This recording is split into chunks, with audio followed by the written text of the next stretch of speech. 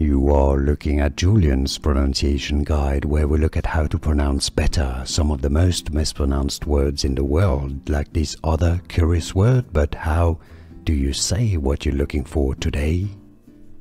Let's learn how to pronounce these phrases from the law.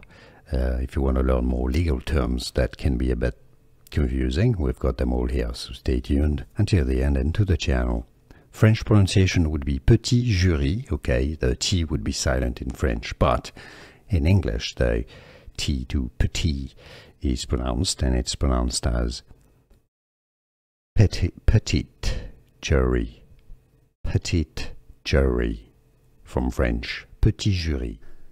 Here are more videos on how to pronounce more confusing words and names too many mispronounced. Like this video if you found it useful. I appreciate your support. I'll see you soon, and thanks for watching.